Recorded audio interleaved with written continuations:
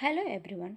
Today we are going to see the topic International Union for Conservation of Nature Red List. I am V. Shwakavya, Assistant Professor of English, Sri Kaleshwari College, Sivahasi. Now let us see what IUCN Red List means. It is Red Data Book. It was initially originated in 1964. It has two main purposes. It is conservation status of the species and it is to find out about extinction risk of biological species. It has a headquarters in Cambridge, England, and it is named International Union for Conservation of Nature. The species assessors who help the red list to calculate the species into critically endangered, vulnerable, extinct, or BirdLife International, Institute of Zoology, Zoological Society of London, World Conservation Monitoring Centre, ICUN Species Survival Commission SSC. These are the people who help the red list. How often it is done is every 5 years it is updated. It is done in a peer reviewed manner. The recent survey tells that as of 2023, 1,50,388 species surveyed, 42,108 are at the risk of extinction. The reasons are first one is overfishing. FAO 2020 has calculated that in 2017, 34% of fish stocks are overfished. How these things can be prevented? The first reason to overfishing is too much fishing capacity and the destructive fishing techniques employed and the weak fishing limits. These can be improved by control number and size of fishing vessels, protect critical area from fishing, and science-based catch limits can be employed. The second reason is hunting. Each year in Brazil, 38 million animals are illegally trafficked. Poaching has become a high revenue business of about 7 to 23 billion per year.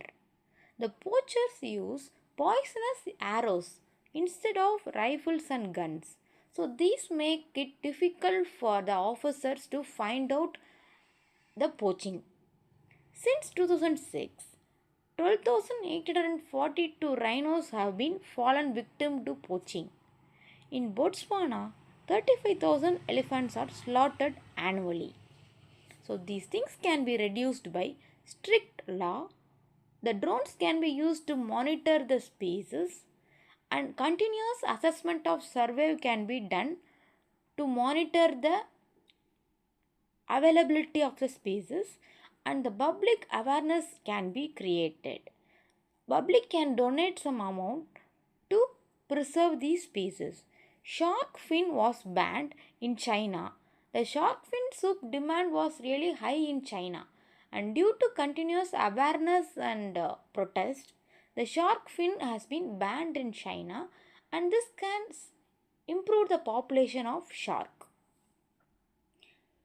The ICUN Red List has 9 groups.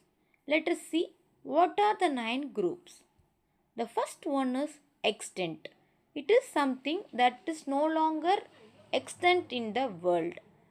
There is no such species in this world now. On 29 January 2010, 842, among which 746 are animals and 96 are plants. These are categorized as extinct species. One among them is Cuban macaw and desert rat kangaroo. The second category is extinct in the wild.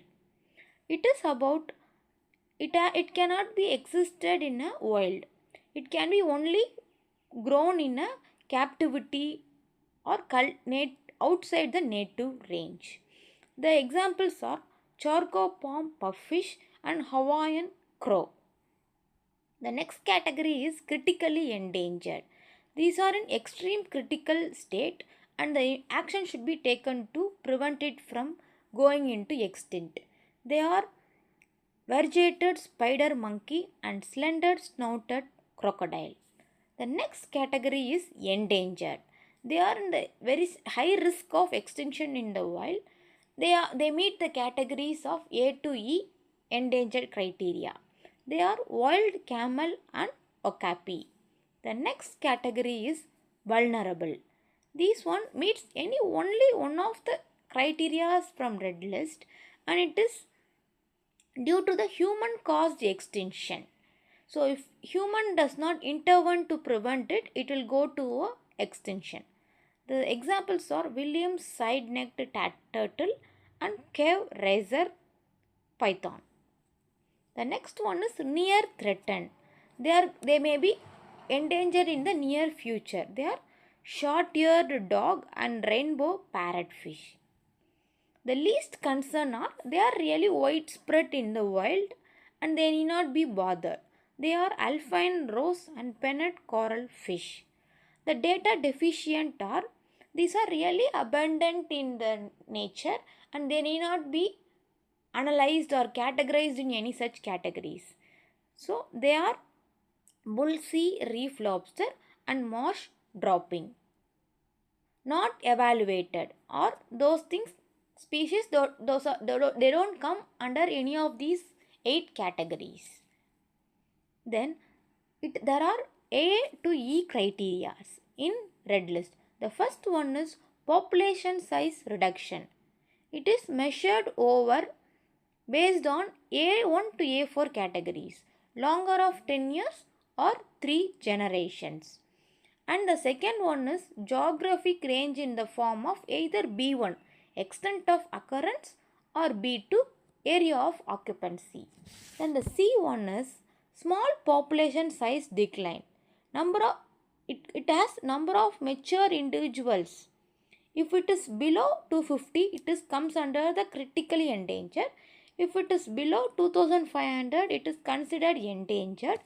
If it is below 10,000, it is considered as vulnerable. The next category is very small or restricted population. In this also number of mature individuals is considered. If it is less than 50, it is critically endangered. If it is less than 250, it is endangered. If it is less than 1000, it is considered as vulnerable. The next one is quantitative analysis. It is about the probability of extinction in the wild to be. For example, critically endangered means if the percentage is less than 50% in 10 years or 3 generations, it comes under critically endangered. If its percentage is less than 20% in 20 years or 5 generations means it is endangered. If it is less than 10% in 100 years means it is vulnerable. These are the criteria red list use to categorize the species into the 8 categories it has. So what are the efforts taken by red list? Only after the red list, tarsar chameleon, cropline grasshopper, loya, tauma, all these things has been recognized as endangered species. Only after the red list has calculated, these things has been identified. And 38% of world's 47,282 tree species, they are at extinction. And 24% of 23,496 freshwater species are at risk of extinction. And it has highly contributed to oak tree conservation. And after the efforts created by awareness and efforts created by red list, golden mantilla frog has moved from critically endangered to endangered in 2020. And oryx, the species has been enlisted as extinct in 2000, but after the efforts and the awareness created by red list, it has dramatic recovered in 2023. These are the little efforts discussed based on the efforts done by red list. There are more efforts it has been put and we can see it in the official website of the IUCN red list. Thank you.